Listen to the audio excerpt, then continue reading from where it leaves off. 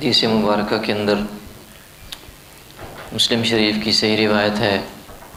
سرکار دو عالم صلی اللہ علیہ وسلم نے ارشاد فرمایا، وَمَن نَفَّسَ عَن مُؤْمِنٍ كُرْبَةً مِّن كُرَبِ الدُّنْيَا، جس کسی نے بھی کسی مومن سے، مسلمان سے دنیا کی کسی تکلیف کو، پریشانی کو، کسی مصیبت کو دور کیا، نفس اللہ عنہ قربۃ من قرب الآخرہ، اللہ تعالیٰ اس کے بدلے میں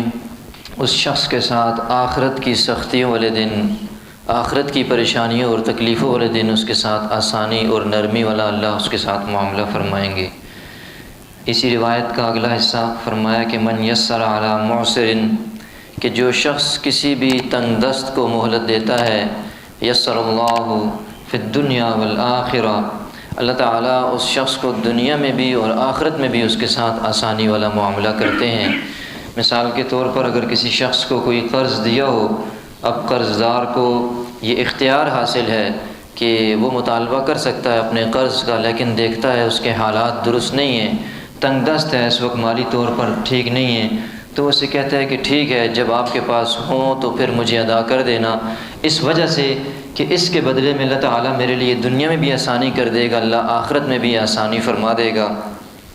اور یاد رکھیں کہ اللہ تعالیٰ کو یہ مومنین کے ساتھ، مسلمانوں کے ساتھ، انسانیت کے ساتھ آسانیاں کرنا، نرمی والا معاملہ کرنا بہت پسند ہے۔ ایک مسلمان جب اس بات کو سوچتا ہے کہ یہ ساری اللہ کی مخلوق ہے، جیسے میں نے ابھی مثال دی، قرض دار کو یہ حق حاصل ہے کہ کسی بھی وقت اپنے قرض کا مطالبہ کر سکتا ہے، وہ دعویٰ دائر کر سکتا ہے، اس کو قید کروا سکتا ہے، اس کی اشیاء کو بیچوا کر اپنا قرض وصول کر سکتا ہے، قرض کا وقت پورا ہو چکا ہو ادائیگی کا۔ لیکن اسلام مسلمانوں کو تعلیم یہ دیتا ہے کہ ایک مسلمان کو یہ چاہیے کہ وہ یہ سوچے کہ یہ پیسہ ہی سب کچھ نہیں ہے، وہ یہ نہ دیکھتا رہے ہر وقت کہ میرے پاس کتنے پیسے آ گئے ہیں، کتنے پیسے چلے گئے ہیں، ان کو گن گن کر نہ رکھتا رہے، بلکہ اس بات کو سوچے کہ یہ ہمارا مسلمان بھائی ہے، یہ بھی انسان ہے، اس کے حالات درست نہیں ہیں، تو میں اس کے لیے آسانی کروں گا تو اللہ تعالیٰ اس کی وجہ سے میرے اوپر بھی آسانیاں فرمانا شروع کر دے گا، میں اس کے ساتھ آسانی کروں گا، اس کی وجہ سے اللہ میرے ساتھ مجھ سے خوش ہوگا اور اللہ تعالیٰ میرے ساتھ آسانی اور یسر والا معاملہ فرمائے گا، اللہ میرے لیے بھی آخرت کے دن راستے کھول دے گا۔ تو یہ دوسروں کے ساتھ، اللہ کی مخلوق کے ساتھ محبت کرنا، رحم والا معاملہ کرنا، ان سے مصیبتوں کو، پریشانیوں کو دور کرنا، یہ اس وقت تک نہیں ہو سکتا جب تک ایک انسان کے دل میں انسانیت کی، اللہ کی مخلوق کی قدر نہ آ جائے۔ جب تک انسان کو اللہ کی مخلوق سے محبت شروع نہ ہو جائے، اس وقت تک انسان جو ہے نا دوسروں کے ساتھ اچھائی والا معاملہ کبھی نہیں کر سکتا۔ یہ اللہ تعالیٰ کے محبت کے حقوق میں سے ہے، اللہ تعالیٰ کی محبت کے حقوق میں سے ہے کہ انسان اللہ تعالیٰ کی مخلوق سے محبت کرے۔ اللہ تعالیٰ کے حقوق کی، محبت کے حقوق میں سے ایک حق یہ بھی ہے کہ انسان اللہ کی ہر مخلوق سے محبت کرے، چاہے اس کا تعلق انسانوں سے ہو، حیوانات سے ہو، جمادات سے ہو، کسی بھی قبیل سے ہو، اللہ کی کوئی مخلوق ہو، انسان کو اس سے محبت کرنی چاہیے۔ اسلام ہمیں یہی درس دیتا ہے۔ ایک حدیث پاک کے اندر آتا ہے، فرمایا الراحمون یرحمہم الرحمن، کہ جو رحم کرنے والے ہیں دوسروں کے اوپر، رحمان خود ان پر دنیا کے اندر بھی، آخرت کے اندر بھی رحم فرماتا ہے۔ اسی حدیث کا اگلا حصہ ہے کہ تم زمین والوں پر، مشہور حدیث ہے، رحم کرو، آسمان والا تمہارے اوپر رحم کرے گا۔ تو یہ رحم کا یہ معاملہ بہت اہمیت کا حامل ہے۔ دل کے اندر جب تک محبت پیدا نہ ہو اللہ کی مخلوق کی، تو انسان اس کی مخلوق کی خدمت نہیں کر سکتا۔ صحیح بخاری کی بڑی مشہور روایت ہے، فرمایا کہ پرانے وقتوں کے اندر ایک جو ہے نا وہ فاحشہ بدکار عورت تھی، طائفہ عورت تھی، وہ ساری زندگی میں گناہی کرتی رہی، بدکاری اور نافرمانی کرتی رہی، راستے پر گزر رہی تھی، دیکھا کہ ایک کتا ہے، وہ پیاس کی وجہ سے زمین کو، مٹی کو چاٹ رہا ہے، اس کے دل کے اندر اس کتے کے اوپر رحم آیا، اپنا موزہ اپنا جوتا اتار کر دوپٹے سے باندھا اور پانی کی جگہ پر کنویں میں لٹکا کر پانی نکالا، اس کتے کو پلا دیا۔ اب ساری زندگی کا کوئی نیک عمل نہیں ہے، بری عورت ہے، معاشرہ بھی بڑی بری نگاہوں سے دیکھتا ہے، لیکن اللہ نے ایک اس عمل کی وجہ سے اتنا پسند آیا اللہ کو یہ عمل کہ کتے پر، حیوان پر، انسان پر نہیں حیوان پر رحم کیا۔ اللہ نے اس کی برکت سے اس کے گناہوں کو معاف فرما کر جنت کا فیصلہ فرما دیا۔ ڈاکٹر عبدالحی عارفی رحمۃ اللہ تعالی علیہ، انہوں نے ان کے متعلق لکھا ہے کہ کسی بزرگ سے متعلق لکھا کہ بڑے درجے کے عالم تھے، صوفی بزرگ تھے، بہت ساری زندگی میں تصانیف کی، ساری زندگی قرآن اور تفسیر کو، حدیث کو پڑھایا، ساری زندگی لوگوں کو اللہ کی طرف بلایا، اور ساری زندگی اپنے قلم سے، اپنی زبان سے، اپنے اعضاء سے اللہ کی دین کی خدمت کرتے رہے۔ فوت ہو گئے تو فوت ہونے کے بعد کسی نے خواب کے اندر دیکھا اور پوچھا کہ اللہ نے کیا معاملہ فرمایا؟ کہا اللہ نے میرے اوپر رحم فرما دیا، میرے گناہوں کو بخش دیا، اور کہا کہ ہم تجھے بخشتے ہیں، لیکن پتہ ہے کس بات کے اوپر تمہیں ہم بخشنا چاہتے ہیں؟ تو فرمایا خواب کے اندر ان سے کہنے لگے کہ میرے دماغ میں ذہن میں یہ بات آئی، ساری زندگی جو میں نے دین کی خدمت جو کی ہے، ساری زندگی اپنے رب کی عبادت جو کرتا رہا ہوں، ساری زندگی اللہ کی مخلوق کا رابطہ اللہ سے جو جوڑتا رہا ہوں، ساری زندگی تصنیف اور تالیف کا، حدیث کا، فقہ کا، تفسیر کا کام کرتا رہا ہوں، تو میری دین کی خدمتیں اتنی ہیں کہ اللہ یہ ساری قبول کر لی ہوں گی، مجھے بھی جنت دینے والا ہے اس کے بدلے میں۔ فرمایا نہیں میرے بندے، جو تو سوچ رہا ہے یہ معاملہ نہیں ہے، بلکہ ایک بار تو بیٹھا ہوا لکھ رہا تھا، تصنیف کر رہا تھا، قلم کو دوات کے اندر روشنائی میں ڈبو کر اور میری تعریف کو، حمد و ثنا کو، قرآن کی آیات کو، دین کی تصنیف کو لکھ رہا تھا، وہاں اسی اثناء میں بیٹھے بیٹھے تم نے قلم کو روشنائی میں ڈبویا اور اس قلم کو اٹھایا تو ایک مکھی آ کر کے اس قلم کی نوک پر بیٹھ گئی، جو روشنائی اس کے ساتھ لگی ہوئی تھی اس روشنائی کو پینا شروع کر دیا۔ تو تم نے یہ سوچ کر کہ اس کو پیاس لگی ہے تو میں اس وقت تک اس کو نہیں اڑاتا جب تک یہ خود اپنی مرضی سے اس کو چوس کر اور اس کو پی کر اڑ نہ جائے، تو تم نے خالص میری رضا کے لیے میری اس مخلوق مکھی کا اتنا لحاظ کیا کہ تم نے اس کو نہ اڑایا، ایک حقیر مخلوق تھی تمہاری نظر میں، تم نے جب میری اس مکھی کی مخلوق کا اتنی قدردانی کی تو میں اس کی برکت سے تمہارے گناہوں کو معاف کرتا ہوں۔ تیری ساری زندگی کی عبادتیں میں نے ایک طرف رکھ دی، ساری زندگی کی تصنیف اور تالیف ایک طرف ہے، ساری زندگی لوگوں کو اللہ کی طرف بلانا اور نمازیں ایک طرف ہیں، میں نے وہ ساری ایک طرف رکھ دی ہیں، اس کے مقابلے میں مکھی کو اپنے قلم کی نوک سے نہ اڑانا یہ اتنا بہترین اور مقبول عمل تھا کہ میں نے اس کی وجہ سے، اس کی برکت سے تیرے گناہوں کو معاف کر کے جنت دے دی۔ تو اللہ تعالیٰ انسان کی بات نہیں کی، دونوں باتوں کے اندر اگر اللہ تعالیٰ جو ہے نا کسی کو، کتے کو پانی پلانے پر اس کی مغفرت کر سکتا ہے، اور اللہ تعالیٰ مکھی کا لحاظ اور خیال رکھنے کی وجہ سے کسی کو جنت عطا کر سکتا ہے، تو اشرف المخلوقات جو انسان ہیں ان کا لحاظ کرنے پر، ان کی خدمت کرنے پر، ان سے محبت کرنے پر، ان کی مدد اور نصرت کرنے پر، ان کی تکلیفوں کو دنیا کی دور کرنے پر اللہ کتنا نوازے گا اس کا ہم تصور بھی نہیں کر سکتے۔ آج کل گرمی کا موسم ہے، اس کے اندر خصوصی طور پر پرندوں کے ساتھ، ہمارا جانوروں کے ساتھ معاملہ میں نے دیکھا، اس کو سوشل میڈیا پر بھی بڑا اٹھایا جاتا ہے۔ بہت اچھی بات ہے کہ پرندوں کے لیے آپ پانی کا انتظام کریں، چھت کے اوپر، گھر میں، کسی بھی جگہ پر ان کے لیے دانے کا انتظام کریں، بہت اچھی بات ہے، اللہ کی مخلوق ہے۔ قرآن اور حدیث نے، اسلام کی تعلیمات نے ہر ذی روح کے ساتھ، ہر بے جان کے ساتھ بھی اچھائی کا ہمیں کرنے کا جو ہے نا حکم دیا ہے، لیکن اسی طرح جو ہے نا اس گرمی کے موسم کے اندر اگر آپ انسانوں کے لیے ٹھنڈے پانی کا، کسی کولر کا اپنے گھر کے باہر، اپنی دکان کے باہر، اپنی فیکٹری کے باہر، اپنی کسی آس پاس جگہ پر ان کے لیے ٹھنڈے پانی کا انتظام کریں، تو جو حدیث میں نے پڑھی کہ جو دنیا میں کسی کے لیے آسانی کا باعث بنتا ہے، جو دنیا میں کسی سے تکلیف کو دور کرتا ہے، اللہ آخرت کی تکلیفوں اور سختیوں کو اس سے دور کر دیتا ہے۔ آپ دنیا میں گرمی سے بچنے کے لیے، پیاس سے بچنے کے لیے آپ اس کا انتظام کریں گے، اللہ آپ کی آخرت کی سختیوں کو، آخرت کی گرمیوں کو، آخرت کی پیاس کے اندر اللہ ہماری مدد اور نصرت وہاں پر فرمائے گا۔ تو اللہ ہمیں اس پر عمل کی توفیق نصیب فرمائے۔ یہ محبت، یہ مخلوق سے ایک ایسے انسان کے اندر پیدا ہوتی ہے کہ انسان، اللہ کے بندوں سے انسان کو محبت ہونا شروع ہو جائے۔ یاد رکھیں یہ تب کہ جب آپ اس بات کو سوچیں کہ یہ ساری میرے اللہ کی مخلوق ہے۔ جب انسان سوچتا ہے نا، آپ اپنے ہاتھ سے کوئی چیز بنائیں، پتھر کی ہو بے شک،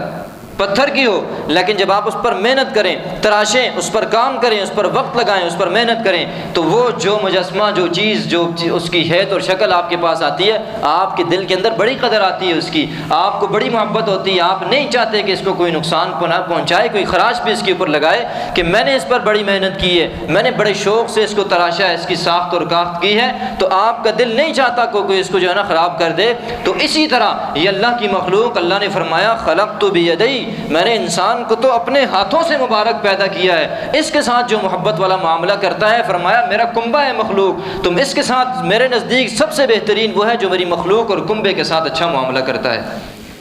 نوح علیہ السلام سے متعلق مفتی تقی عثمانی صاحب نے اصلاحی خطبات کے اندر ایک واقعہ نقل کیا ہے، فرمایا کہ جب اللہ تعالیٰ نے نوح علیہ السلام کی بد دعا کی وجہ سے طوفان آیا اور سارے لوگ تباہ ہو گئے، صرف مومنین باقی بچے، اور جو چیزیں کشتی کے اندر سوار ہو گئی تھی، اللہ نے حکم دیا تھا وہ بچ گئیں، تو اللہ تعالیٰ نے نوح علیہ السلام کے ذہن کے اندر ایک نقطے کو ڈالنے کے لیے کہا، نوح حکم دیا کہ تم جو ہے نا مٹی سے برتن بناؤ۔ نوح علیہ السلام دن رات اللہ کے حکم کو پورا کرنے کے لیے برتن بناتے رہے، جب ایک ڈھیر لگ گیا بہت سارا برتنوں کا اور وہ تیار ہو گئے، اب اللہ کی طرف سے دوسرا حکم آیا، کہا نوح اب ان برتنوں کو ایک ایک کر کے توڑتے چلے جاؤ، ختم کر دو ان کو۔ نوح علیہ السلام کہنے لگے اتنی محنت کی ہے ان کے اوپر، یہ اللہ تیرے حکم سے بنائے تھے، اب تیرا حکم ہے،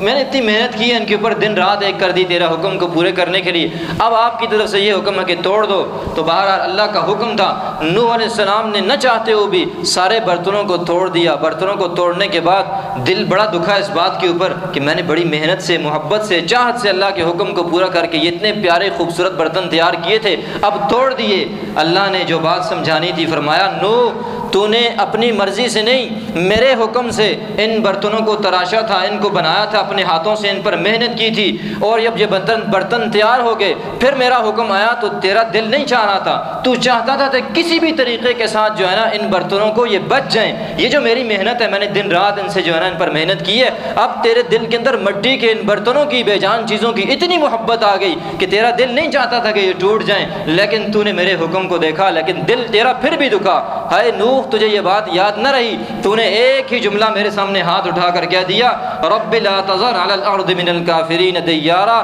اللہ میں بہت تبلیغ کر چکا ہوں، 950 سال گزر گئے ہیں، بار بار تیرے در پر ان کو بلا رہا ہوں، اللہ اب ان کافروں کی حالت یہ ہوگی ہے کہ زمین پر کوئی گھر ان کا باقی نہ چھوڑنا، سب کو تباہ و برباد کر دے۔ نوح یہ جیسے تجھے مٹی کے برتن بنانے پر دکھ ہوا، یہ بھی میری مخلوق تھی، ان کا تیرا کام صرف یہ تھا کہ سمجھاتے رہتے، بتاتے رہتے۔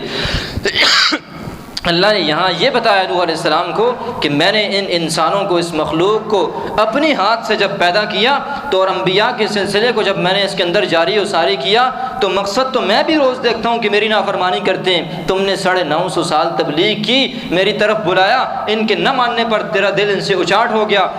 میں سال ہا سال سے، میں کب سے، صدیوں سے جب یہ زمین وجود کے اندر آئی، جب سے میں نے انسانوں کو پیدا کیا، میں ان نافرمانوں کو روزی بھی دیتا ہوں، ڈھیل بھی دیتا ہوں، دنیا کی ساری آسائشیں بھی دیتا ہوں، تو تمہیں بھی چاہیے کہ اسی طرح ان سے محبت رکھو میری مخلوق سمجھ کر۔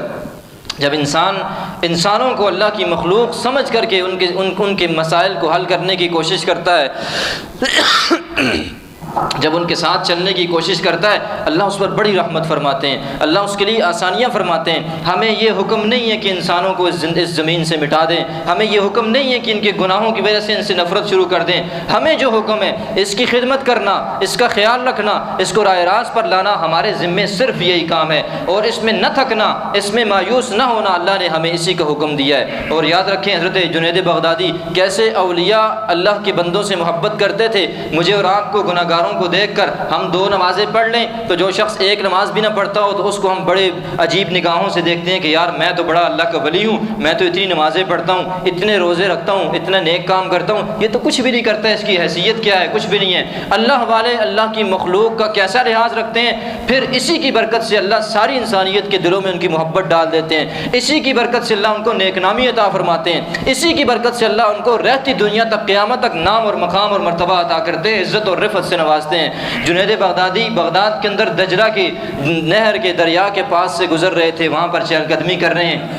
ساتھ ان کے ایک جو ہے نا وہ اور بھی ساتھی تھا، کوئی دوست تھے، کوئی مرید ہوں گے، وہ بھی ساتھ چل رہے تھے۔ تو دریا کے اندر کشتی پر چند اوباش نوجوان جو ہے نا وہ سفر کر رہے تھے، اور کچھ گانا بجانا اور کچھ قسم کا گا رہے تھے، اوٹ پٹانگ قسم کی حرکتیں کر رہے تھے۔ تو ایسے موقعوں کے اوپر جب نوجوان جوانی کے نشے کے اندر مست ہوں، اللہ کی نافرمانیوں کے اندر، کوئی دیندار پاس گزرتا ہوا نظر آ جائے تو اس پر جو ہے نا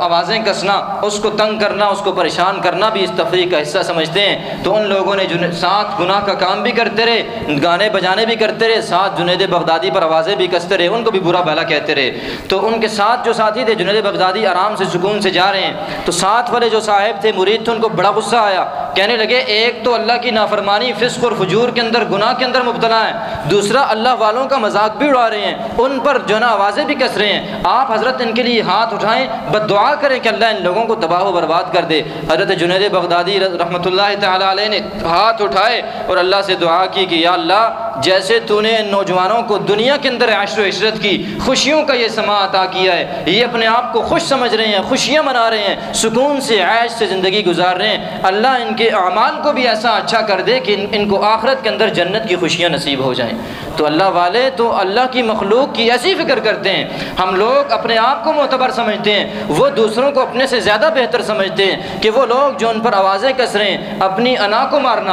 اپنی انا، کوئی آپ پر انگلی اٹھائے نا، ہاتھ اٹھائے، تھوڑی سی زبان کھولے مجھ پر بھی، کتنا غصہ انسان کو آتا ہے۔ انسان کی انا کہتی ہے کہ ختم کر دوں، اپنی ساری جو ہے نا زبانی اس کے ساتھ شروع کر دوں، لیکن اللہ والے اللہ کی مخلوق سے ایسی محبت کا درس اس پر عمل کر کے ہمیں درس دے دیا کہ اللہ کی مخلوق سے ایسی محبت کرو کہ کبھی دل کے اندر ذرا بات بھی نہ لاؤ۔ ایک اور روایت کے اندر آتا ہے، فرمایا سرکار نے صلی اللہ علیہ وسلم،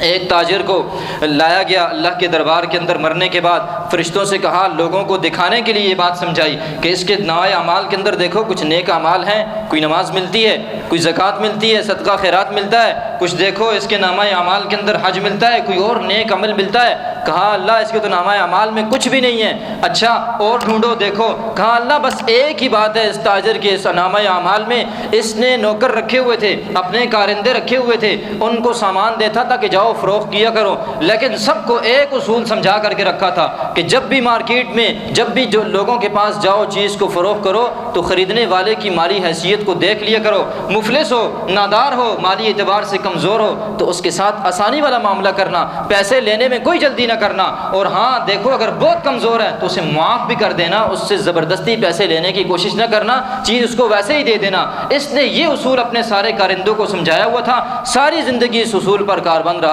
تو اللہ نے فرمایا کہ یہ میرے بندوں کا اتنا لحاظ رکھتا تھا، اتنا خیال رکھتا تھا، تو مجھ رب سے جس نے 99 حصے رحمت کے، محبت کے اپنے پاس رکھے، ایک حصہ اس ساری کائنات پر تقسیم کیا تو میری رحمت تو اس سے کئی گنا بڑھ کر ہے۔ جو میرے بندوں کا اتنا لحاظ رکھتا تھا، جاؤ اس کی اسی عمل کی لاج رکھو، اس کو جنت کے اندر داخل کر دو۔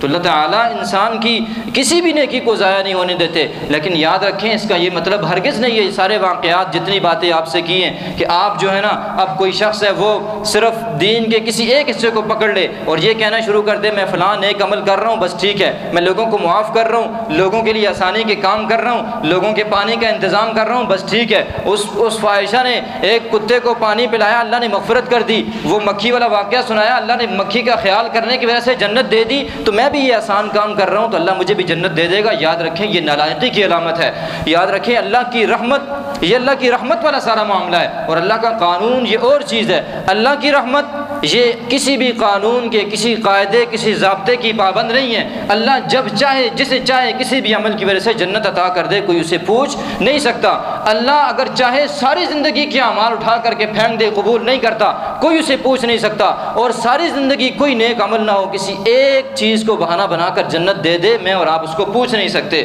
اسی لیے یاد رکھیں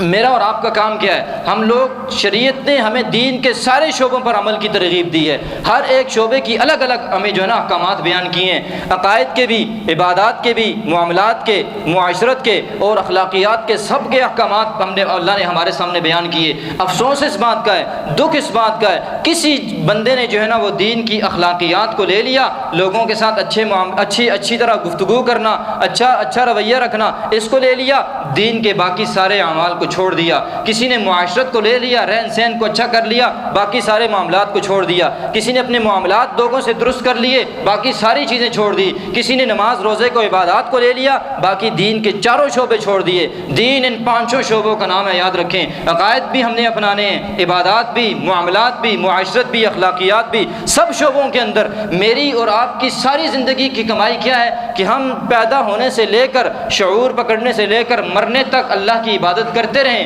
نیکیاں کرتے رہیں۔ پتہ نہیں کون سی نیکی اللہ کو کس وقت قبول ہو جائے، کس جذبے کے ساتھ کی اللہ کو مقبول ہو جائے اور ہمارا بیڑا پار ہو جائے۔ اگر ساری زندگی کی عبادت لگ کر، ساری زندگی کا ہمارا اللہ کے سامنے رونا لگ کر، ہاتھ پھیلانا رکھ کر ہماری مغفرت ہو جائے، اللہ ہمیں چھوڑ دے، جنت دے دے، تو یہ بھی کامیابی ہے۔ اور ساری زندگی میں صرف ایک عمل قبول کر کے اللہ ہمیں جنت دے دے تو یہ بھی ہماری کامیابی ہے۔ لیکن پتہ نہیں ہے کہ ساری زندگی کے اعمال قبول ہوں گے یا ایک وقت کا کہ ایک لمحے کا کوئی اللہ کے سامنے ہاتھ اٹھانا، کسی کے کام آنا کام آ جائے گا۔ اس لیے کسی نیکی کو حقیر نہ سمجھیں، ہر نیکی کے لیے ہر مسلمان کے ساتھ حل، اس کے ساتھ ہمدردی والا عمل، اس کے ساتھ جو ہے نا اس کی تکلیفوں کو، پریشانیوں کو دور کرنے والا معاملہ کرنا اللہ ہمیں نصیب فرمائے۔ اور اس حدیث کا مصداق بننے کی کہ من یسر علی معسر،